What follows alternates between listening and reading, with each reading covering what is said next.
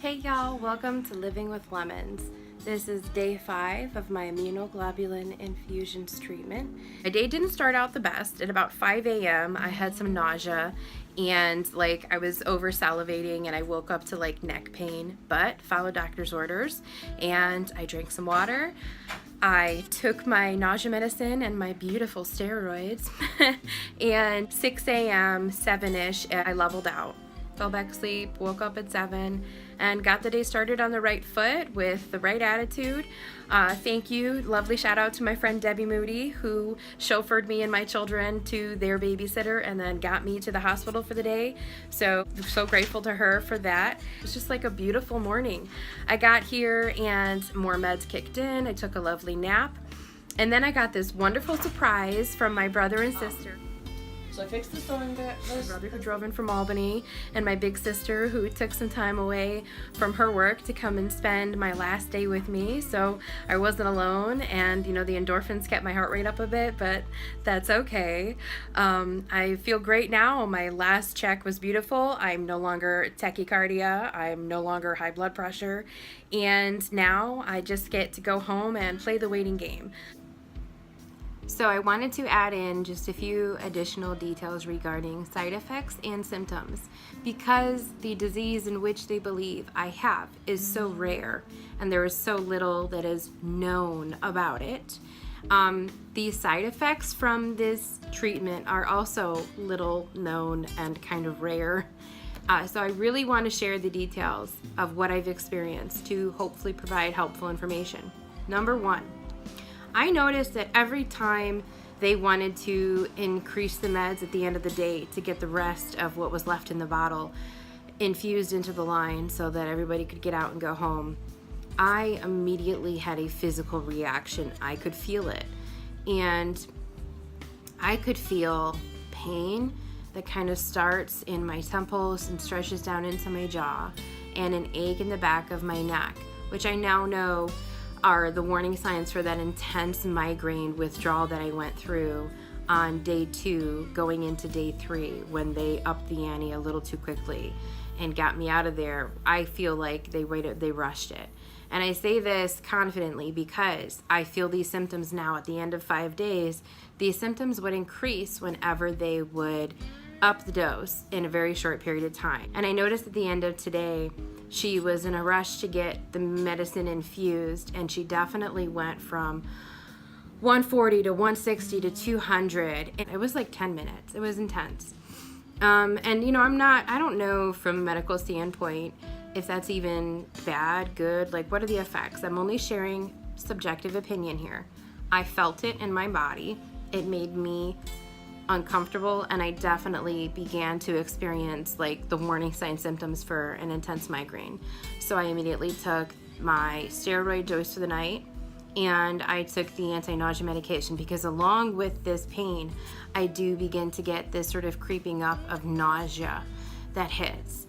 And I should also add some of the most important things that I've mentioned before vaguely. I think I've skimmed over this throughout the week. Every time my doses increase, my heart rate would drop below 100 over, I think, 70 or 60, 100 over 70, 60. I'd go low, or I would go high. And I think my highest today was 159 over 99, and so that's pretty significant. My dystolic stayed pretty high, but eventually I did finally level out towards the end of the day. If I so much as wanted to get up out of my chair and do some stretching with my legs and carry a conversation at the same time, I would notice these little red splotches that kind of came up on my neck and my face and my arms and my chest.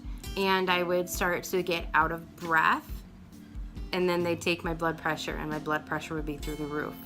So maybe all those symptoms explain blood pressure symptoms. I'm not familiar because before this week, I was very proud of my immaculate blood pressure. I've always had really good numbers.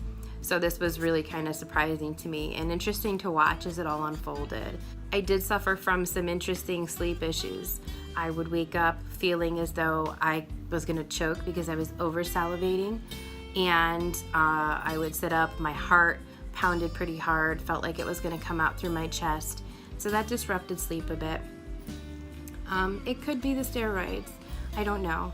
It could be the side effects of the infusions. We don't know. Once we started to see some side effects, they kind of pounded me in with all the extra stuff they could throw at me that didn't include an opioid to try to help sort of dissipate those issues. And I do believe that they have been effective in doing so. So going forward, I feel as though I have a little more information about what to expect, and that's great. This is how this treatment has affected my body through what we believe is the disease that I am suffering from. I don't get immediate yes or no the day after, and we didn't go in here knowing exactly what we were dealing with. It's a wild card. We're gonna leave it all in God's hands, and we're gonna play this by ear.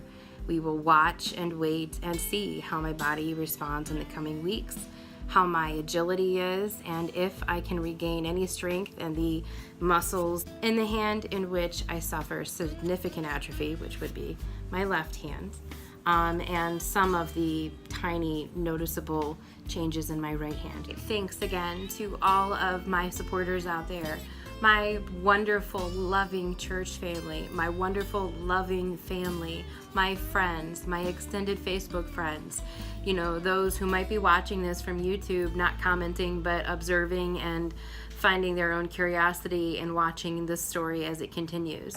Thank you guys so much for coming along on this journey with me and hopefully learning as I'm learning. You know, if you do your own research, if you find yourselves curious and you get some information that you'd love to share, I am all about it, because one of the struggles of this is that my brain is kind of fried, so there's only so much I can read about and find out about and then still find time to be a mom and a wife and to care for my needs at home while I try not to let this be the forefront of my life right now. You know, it cannot overtake me. The only thing I want to be overtaken with is the Holy Spirit, and I have definitely felt the love of my beautiful community through this week, and I know that I'll feel more of it in the weeks to come. They're not going anywhere. I'm just beyond words with my gratitude, and I just want to reiterate again and again, please share to inform, like to support, and subscribe so that you can continue to get updates. Thank y'all so much. Have a blessed weekend and stay tuned.